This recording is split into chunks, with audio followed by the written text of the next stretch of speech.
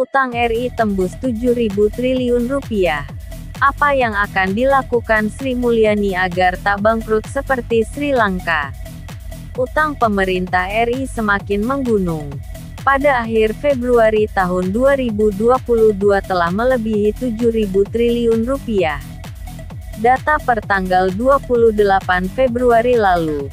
Seperti dikutip dari APBN kita, utang negara tercatat sebesar 7.014,58 triliun rupiah.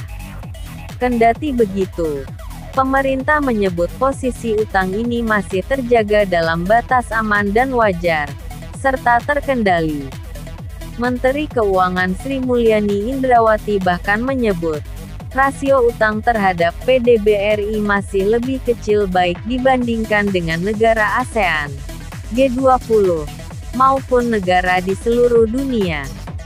Untuk menjaga dari kesehatan APBN, ucap Sri Mulyani dalam tayangan YouTube Komite Stabilitas Sistem Keuangan dikutip kompas.com, Jumat tanggal 15 April tahun 2022.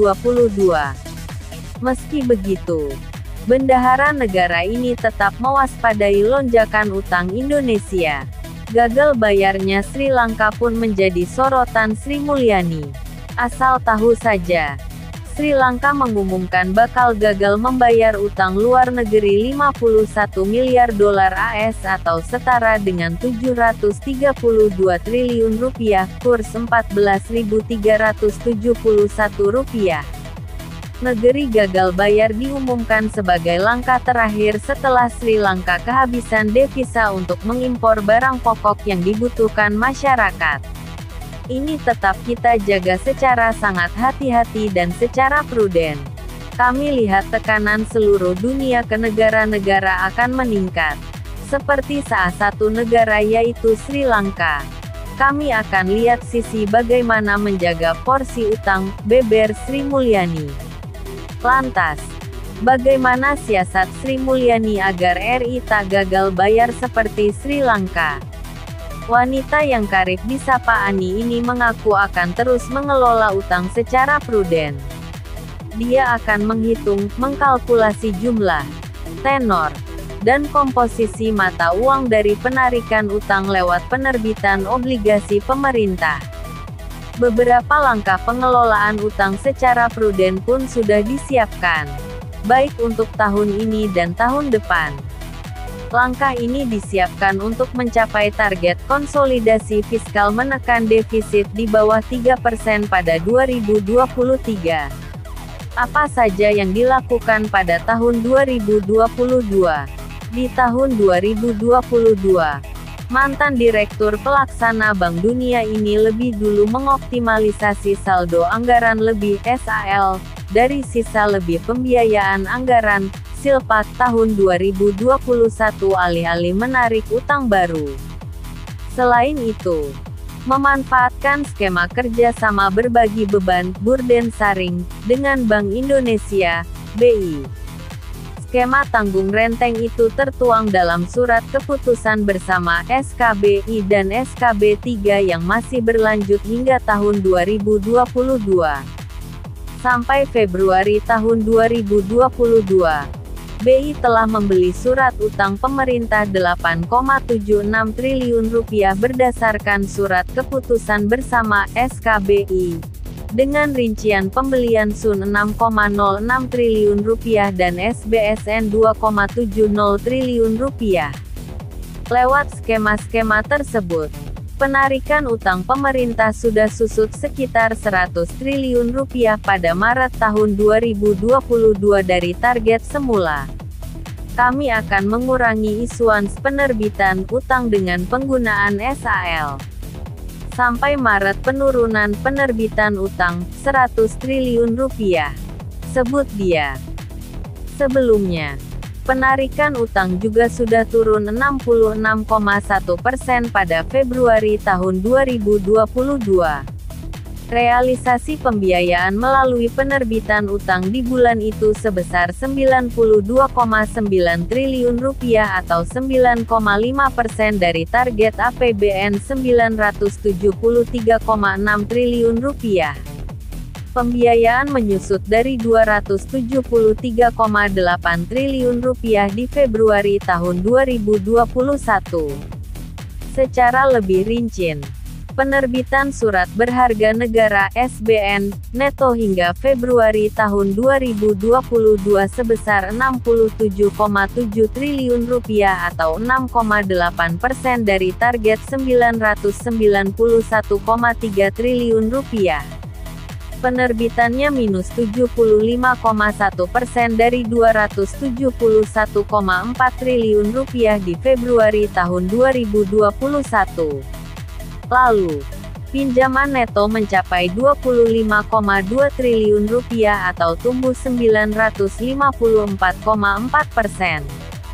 Menyusutnya pembiayaan utang berdampak positif kepada posisi imbal hasil (yield) di tengah ketidakpastian pasar keuangan global. Bagaimana pengelolaan utang RI di tahun depan?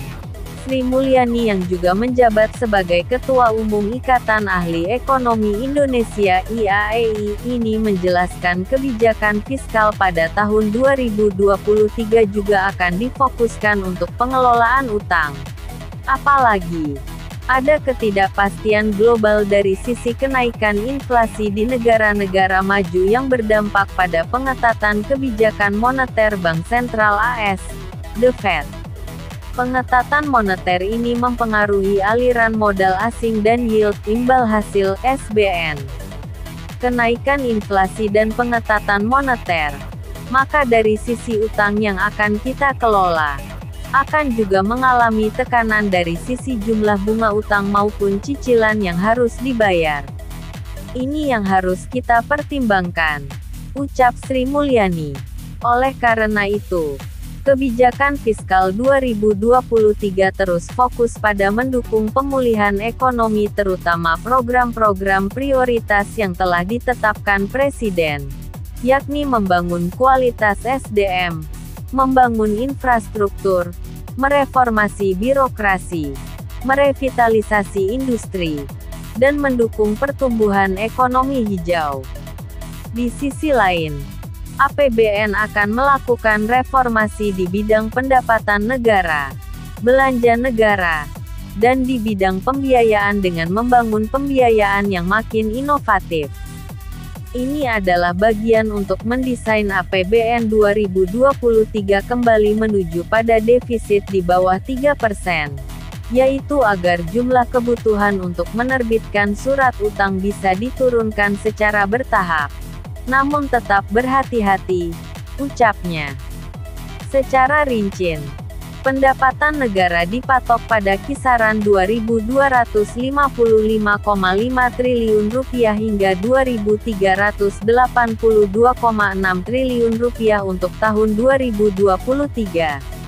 Porsi pendapatan negara itu mencapai 11,76%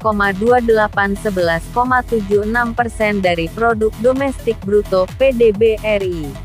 Lalu, porsi belanja negara di kisaran Rp2.818,1 triliun hingga Rp2.979,3 triliun. Besarannya setara dengan 14,09 hingga 14,71% dari PDB. Belanja negara tersebut terdiri dari belanja pemerintah pusat (BPP) sekitar Rp2.017 triliun, Rp2.152 triliun, serta transfer ke daerah dan dana desa (TKDD) Rp800 sampai Rp826 triliun. Dengan belanja tersebut dan penerimaan yang tadi telah disampaikan, defisit APBN tahun depan akan dirancang pada kisaran Rp562,6 triliun hingga Rp596,7 triliun atau ini berarti 2,81 hingga 2,95% dari PDB, tanda Sri Mulyani.